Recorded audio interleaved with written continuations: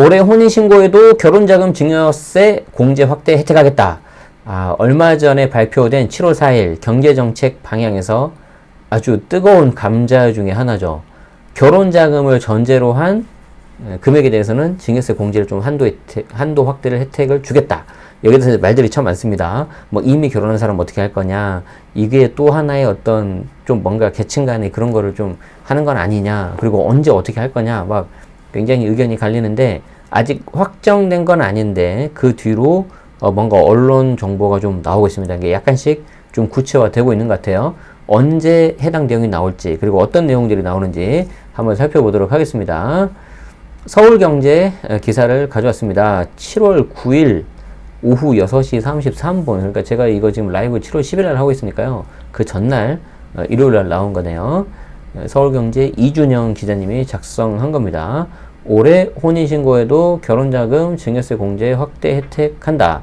뒤에 나오지만 내년부터 혼인하는 경우에 이제 내년 증여세 공제 확대 혜택이 구체적으로 시행이 될 예정인데 그러면 내년에 시행된다 해서 하니까 내년에 꼭 혼인을 해야 되는 거냐 구체적으로 혼인신고해야 되냐 그게 아니라 올해 하는 경우라도 아마도 혜택이 될 것 같다 라는 겁니다. 아직 확정은 아닙니다. 어떤 내용인지 보죠. 올해 결혼하는 신혼부부도 정부가 추진하고 있는 결혼자금 증여세 공제 확대 혜택을 받을 걸로 보인다. 9일 관계부처에 따르면 기재부는 혼인신고 전후 2년간 이루어진 결혼자금 증여분을 일정 금액까지 증여세 과세 대상에서 공제해주는 방안을 유력하게 검토하고 있다. 자, 그러니까 지금 아까도 말씀드린 것처럼 최종은 아닌데 그 중에 나온 것 중에서 아주 유력하게 검토하고 있는 방안이 이거라는 거죠. 자, 그러니까 혼인신고 1년 전부터 1년 후까지 전세보증금, 주택구입자금 등 결혼자금을 부모에게 지원받은 경우 일정 금액까지 그럼 일정 금액이 언제냐? 현행 상증세법상으로는 5천만 원인데 이걸 이제 뭐 1억 5천까지 좀 늘린다는 말이 나오고 있지 않습니까? 이건 좀 두고 봐야 되겠죠. 어쨌든 그 금액까지는 증여세를 부과하지 않겠다는 뜻인데 아까도 말씀드린 것처럼 7월 4일 하반기 경제정책 방향에서 이 내용이 이제 처음 나왔었죠. 왜 그러면은 이런 내용들이 나오느냐? 보통 상증세 개편 사항은 법 개정 이듬해부터 적용이 되는데 그러면 지금 우리가 정기국회가 9월이거든요. 그럼 9월 달에 정기국회를 시작을 하고 보통 연말까지 간단 말이에요. 그래서 그 중에 이제 뭐 몇몇 사항들은 좀 일찍 통과를 시키고 이슈가 있는 것들은 이제 여야 간에 계속해서 첨예하게 대립을 하지 않습니까? 그럼 예를 들어서 뭐 11월, 12월에 관련된 내용이 개정이 된다고 하면 보통 시행 시기는 언제냐면 보통은 그 다음 연도 그러니까 올해로 치면은 이제 24년 1월 1일 이후가 되겠죠. 그러면은 24년 1월 1일 이후에 결혼하는 경우에 결혼자금 증여 공제 한도가 내년 1월 증여분부터 적용될 가능성이 높다는 거죠. 그러면 이제 올해 혼인신고 지금 날짜 다 잡았을 거 아니에요. 예를 들어서 지금은 좀 비수기고 언제 많이 합니까? 가을에 많이 하지 않습니까? 10월 달. 그리고 이제 11월 달은 조금 약간 줄어들고 저는 11월 달에 했습니다. 그래서 이제 뭐 보통 10월, 뭐 12월 이렇게 할 것 같네요. 그럼 이제 그분들은 23년이니까 그럼 난 혜택 못 받는 거냐? 그렇게 말할 수 있는데 이미 정부가 발표를 했고 여기에 대해서 좀 뭔가 너무 딱 끊으면은 반발이 있을 것 같기 때문에 어떤 식으로 했냐면은 올해 혼인신고를 해도 증여 시기를 내년으로 미루면 현행 증여재산 기본공제액의 초과분까지 비과세 혜택을 볼 수 있다. 증여세 공제한도 상향 수준은 아직 결정 안 되는데 1억에서 1억 5천만 원 정도가 될 것 같다. 자, 이제 이게 좀 이제 앞에 내용을 이제 글씨로 우리가 보니까 좀 뭔가 와닿지 않잖아요. 그래서 한번 좀 그림을 좀 그려서 보도록 하겠습니다. 자, 그러니까 이제 이런 거죠. 아까도 말씀드린 것처럼 현재는 23년 지금 7월이에요. 그런데 지금 이때 하반기 경제정책 방향이 이제 나오지 않았습니까? 그 중에서 이제 이 혼인 관련된 증여 공제 금액을 늘려주겠다. 이게 이제 좀 이슈가 좀 되고 있는 거잖아요. 그죠? 그런데 여기에 대해서 이제 일정이 이제 어떻게 되냐면은 9월 달에 정기국회가 열려요. 그럼 뭐 이거 하나만 하는 거 아니잖아요. 그래서 이제 보통 이제 12월까지 여러 가지 사항에 대해서 여야가 첨예하게 대립을 하는데 저는 개인적으로 대립이 문제가 아니라 좀 정말 진지하게 좀 토론하고 논의하고 그런 모습을 보고 싶은데 제 기억에는 본 적이 없습니다. 어쨌든 자, 어쨌든 이제 요 시기 이제 이거를 이제 관련된 내용을 이제 통과를 좀 시키려고 하지 않겠습니까? 그러면 이게 만약에 이제 통과가 됐다, 입법이 됐다, 법을 바꿔야 되니까 그럼 이제 시행 시기가 문제잖아요. 시행 시기가 24년 1월 1일 이후가 될 가능성이 이제 높다는 거죠. 그러면 이제 이것 때문에 올해 23년도 중으로 시행한 사람, 결혼한 사람들이 어떻게 할 거냐, 이런 거예요. 이해되시죠? 그런데 이제 정부가 이렇게 지금 하려고 하는 거죠. 자, 그러면 우리가 이렇게 해줄게. 이렇게 해줄게. 자, 만약에 이때 혼인을 했잖아. 그럼 이제 이거 혼인했는데 정확하게는 지금 혼인 신고일을 기준으로 좀 하는 거예요. 그러니까 지금 양도세, 비과세 판단할 때도 혼인 신고를 하거든요. 뭐 실질과세 원칙이면 동거한 날부터 해야 되는 게 맞기만 한데 알 수가 없어요, 그게. 자, 그래서 혼인 신고일을 기준으로 하는데 요 날 전부터 1년. 그리고 요 이후로 해서 1년. 그러면 이제 요게 이제 2년이 되지 않습니까? 그래서 요거까지는 좀 오케이 해주도록 하자. 어차피 뭐 이제 요 이후에 1년은 의미가 없죠. 왜냐면 이미 법이 이제 시행이 됐을 가능성이 높으니까. 그래서 사실은 이제 요 사람들을 좀 이제 구제해주기 위한 그런 내용이라고 보고요. 저처럼 이제 한 15년 전에 했다. 그러면 아무 쓸데없는 거죠, 이제. 그래서 이제 여기 계신 분들이 이제 반발하는 거 아닙니까? 저를 포함해서. 뭐냐, 이게. 그쵸? 지금 이해되시죠? 어쨌든. 그래서 이제 결혼자금 증여세 공제 관련 세부사항은 이달 말 발표되는 세제 개편안에 담길 것으로 전망된다. 그래서 제가 이 기사를 가져온 이유 중에 하나가 지금 요겁니다. 여러분들이 이제 여기에 대해서 뭐 이게 뭐 말이 되네 안 되네 이것도 물론 중요하지만 그거보다는 이거에 이제 관심 가지시라는 거죠. 7월 말 정도에 발표되는 세제 개편안에 이 내용을 포함해서 어떤 내용이 나올 거냐. 저는 이미 결혼했으니까 상관없잖아요. 그리고 저는 이미 앞으로 뭐 오랫동안 나중에 할 거니까 상관없잖아요. 아니, 저는 뭐, 저희 부모님이 뭐 저한테 해주실 게 별로 없는데요. 그런 것도 물론 있겠지만, 그거보다는 이거 말고도 다른 굵직굵직한 내용들이 있지 않습니까? 2년 미만 단기 양도세율이라든지, 분양권이라든지, 뭐 실거주 의무라든지, 주택임대 사업자라든지, 취득세 완화라든지, 여러 가지가 있기 때문에, 일단 첫 번째가 여기에 대해서 좀 관심을 갖자. 그 말입니다. 다시 돌아와서 결혼자금 관련해서 계속 보자면, 결혼자금의 범위와 별도의 증빙자료 제출 여부 등도 세제 개편안에 담긴 예정이다. 그러니까 지금 여론이 그렇게 썩 이거 관련해서 별로 좋지는 않잖아요. 물론 해당되시는 분들은 그냥 미소를 짓고 계시겠지만 그렇기 때문에 이 관련된 내용이 조금 더 뭔가 좀 구체적으로 나오지 않을까 좀 생각을 해봅니다. 정부는 우선 신혼부부가 전세 계약이나 주택 매입을 위해서 부모에게 목돈을 지원받는 경우를 염두에 두고 제도를 설계하고 있는 것으로 전해졌다.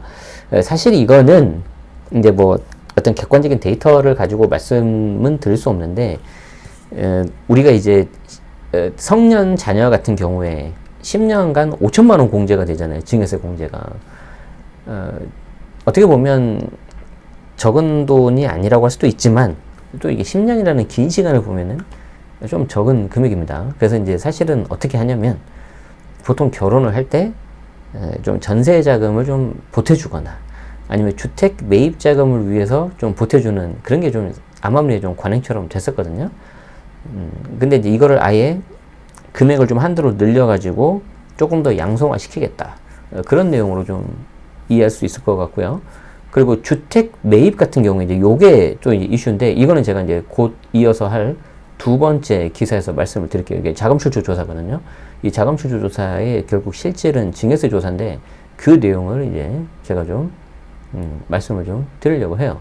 그래서 그 내용이 이제 조금 더 구체적으로 담길 것 같습니다. 신혼 가전 등 일상생활에 필요한 혼수용품 마련 비용은 현재도 증여세 비과세 대상이다. 그렇죠. 그래서 이거는 이제 실제 이걸 가지고 실제 사용하는 용도이기 때문에 좀 이렇게 사회 통념상 이 정도는 괜찮다 하는 건데 물론 이제 이것도 뭐 예를 들어서 뭐 아주 고가의 제품이고 그러면 좀 이슈가 될 수는 있습니다. 결혼식장 대여비 등은 대부분 중위금으로 충당할 수 있다. 하여튼 이런 게 나오는데 결국에는 전세 보증금 그리고 주택 매입자금 이게 이제 핵심입니다. 핵심. 자, 일각에서는 제도 개편에 대한 비판도 나오고 있다. 증여할 재산이 없는 부모와 자녀에게 상대적 박탈감을 줄 수 있다. 그리고 우리처럼 이미 결혼한 사람도 상대적 박탈감을 가질 수 있다. 그 내용은 여기 없지만 제가 말씀드립니다. 그리고 이제 이게 좀 저는 개인적으로 어떤 걸 비판을 하고 싶냐면 이게 좀 뭐랄까 지금까지 몇십 년 동안 바뀌지 않은 상증세법 개편으로 개편의 어떤 일환으로 간다. 그러면 저는 좀 그래 뭐 이렇게 할 수 있겠다 라고 했는데 타이틀이 뭐였습니까? 혼인 출산 장려 지원책이 하나로 이게 나왔다는 거죠. 이야 이게 아니 그러면 이게 좀 약간 좀 그런 게 어이가 없는 게 아니 그러면 혼인 출산 장려 효과를 위해서 부모로부터 증여한 금액을 많이 받아야 혼인 출산 장려가 되는 건 솔직히 현실적으로 맞긴 맞는데 그러면 이제 더 상대적 박탈감을 가질 수 있는 거죠. 이거를 증여를 못 받는 데 있어서 지원을 못 받는 데 있어서 좀 어려움이 있는 분들은 좀 그래서 이게 저는 제일 좀 그랬다. 그래서 한 가지 바람이 있다면 아까도 말씀드린 것처럼 혼인 출산 장려 효과보다는 지금까지 바뀌지 않은 이 상증세법 제도 개편의 어떤 시작점이 돼야 되지 않냐. 저는 그렇게 생각을 합니다. 그래서 첫 번째가 증여 공제 금액이 너무 작다. 10년 동안 5천만 원 성년 자녀, 미성년 자녀 2천만 원. 그리고 지금 한때 작년에 좀 나왔다가 지금 말이 쏙 들어가는데 우리 증여세 같은 경우에는 증여받은 수증자를 인별 기준으로 해가지고 이거를 세금을 부과를 하거든요. 그러니까 분산을 시키면 시킬수록 좀 세부담이 줄어드는단 말이에요. 근데 상속세 같은 경우에는 일단 돌아가신 분, 피상속인 있죠. 피상속인의 재산을 전부 하나 모아가지고 땅 때립니다. 일단 한번 때려요. 그럼 이제 당연히 세부담이 과세되는 그 세율이 높을 가능성이 높잖아요. 과표 하나로 뭉쳐버리니까. 그리고 거기서 나온 세부담을 나누는데 그 방식을 좀 이제 유사한 취득형으로 좀 이제 증여세랑 좀 비슷하게 바꿔보자 하는 게 작년에 좀 얘기가 나왔었는데 지금은 쏙 그냥 들어가 버린 거죠. 그래서 그런 방향으로 좀 가야지 이런 결혼한 일부 사람이 아니라 전체 국민에게 좀 혜택도 갈 수 있고 형평성에 맞지 않나 좀 그 말씀을 드려봅니다. 어쨌든 뭐 정부가 의도한 바가 그거일 수도 있습니다. 그래서 좀 더 지켜보시고 결론은 뭐라고요? 7월 말에 발표되는 세제 개편안을 주목하자. 그리고 이게 나오면 제가 가장 빨리 좀 해석을 해가지고 알려드릴 테니까 구독하시고 알림 설정 해두시면은 도움이 되실 겁니다. 그리고 한 가지만 좀 더 말씀드리자면은 가끔 가다가 이거를 오해하시는 분들이 계시는데 오해하시면 안 돼요. 자, 우리 증여세 같은 경우에 공제 한도 있죠. 예를 들어서 성년 자녀 같은 경우에 10년간 5천만 원이지 않습니까? 그럼 이때 10년이 어떻게 카운트하는 거예요? 내가 증여하는 시점부터 10년입니다. 그렇기 때문에 내가 만약에 이때 증여를 했잖아요. 그러면 요렇게 뒤로 가서 10년이에요. 그런데 요 뒤로 가서 10년 봤더니 요때 예를 들어서 8년 전에 내가 이미 증여한 사실이 있다. 그럼 이거 합산되는 겁니다. 합산되기 때문에 이 증여 공제를 이미 써먹었다면은 여기에 대해서 이제 추가로 증여세가 나올 수 있겠죠. 그렇기 때문에 이 10년이라는 시간이 꽤 길어요. 그래서 기억을 잘 못할 수 있습니다. 근데 가끔 가다 보면은 우리 애는 아직 9살이니까요. 지금 하면 되겠네요. 좋죠. 하는데 다시 거기서 10년 지나서 19살이 돼야지 새로 생기는 겁니다.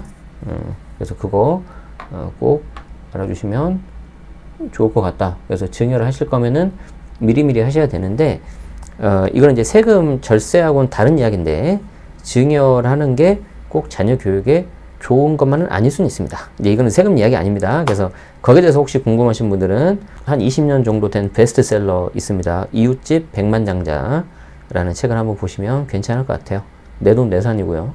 굉장히 좀 유명한 책이죠. 미국의 부자들을 분석한 최초의 책 중에 하나입니다. 그래서 그것까지 좀 같이 보시면은 좀 더 부모 된 입장으로서 조금 더 현명하게 자녀 증여와 교육에 대해서 관심 가지실 수도 있을 것 같습니다. 시청해주셔서 고맙습니다.